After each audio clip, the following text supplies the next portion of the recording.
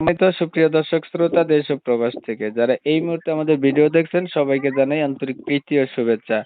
বন্ধুরা, আজকে আমি কথা বলতেছি সুইট সুন্দরী মিষ্টি একটি আপুর সাথে অডিও কলে সংযুক্ত হয়েছে, কয়েকদিন ধরে যোগাযোগ করছে। এই আপু একটা প্রতিবেদন করবে।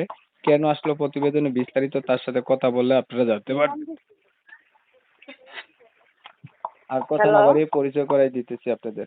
আসসালামু আলাইকুম। ওয়ালাইকুম সালাম। ভালো আছেন? জি আছি ভালো। আপনি প্রতিবেদনে কেন আসছেন বলেন? প্রতিবেদনে কেন আইছি? এই বিপদে পড়ে প্রতিবেদনে আইছি, মানুষের সহযোগিতা পাওয়ার জন্য আইছি, ভালো মনের একটা মানুষ পাওয়ার জন্য আইছি, যেমন দেখাশোনা করে আমার পাশে থাকে, দায়িত্ব নিতে পারে, এইটার জন্য আর কি। ভালো মনের মানুষ আপনার নাই?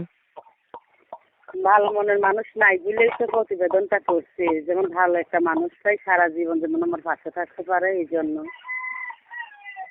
কি করেন আপনি? কি করি, এই মানুষের বাসাতে কাজ করি। আগে টেলারি কাজ করতাম, এখন মানুষের বাসাতে কাজ করি, ফ্যামিলি চালাই। এখন টেইলারি কাজ করেন না কেন? করি না, এই টাকার অভাবে পারতেছি না করতে। মেশিন নাই, মেশিন নষ্ট হয়ে গেছে, এই জন্য পারতেছি না। উম, আগে আগে মেশিন ছিল? হ্যাঁ আগে ছিল, সেইটা দিয়ে অনেক দিন করছি, করার পর সেটা নষ্ট হয়ে গেছে, তো সব কিছু নাই, এই জন্য করতে পারছি না।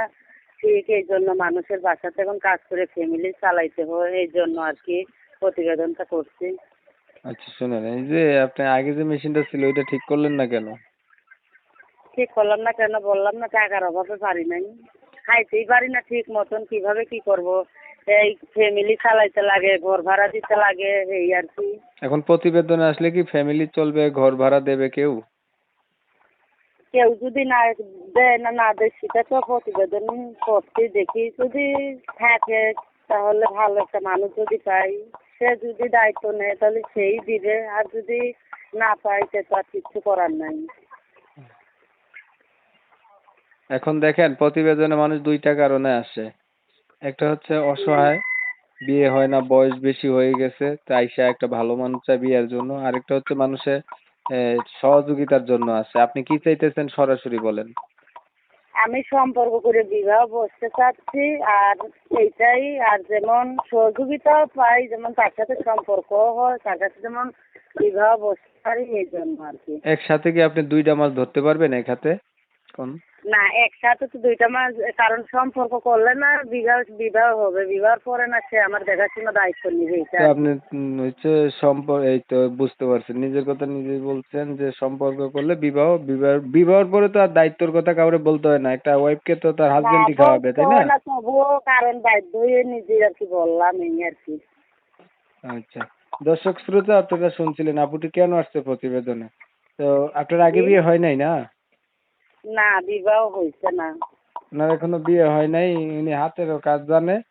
একটা ভালো মানুষ যদি দায়িত্ববান হয়, ওনার পাশে দাঁড়ায়, সম্পর্ক করে, এমন একটা মানুষ চাইতেছে উনি। আমি ওনার কথা আপনাদের মাঝে তুলে ধরছি, আপনারা শুনছেন।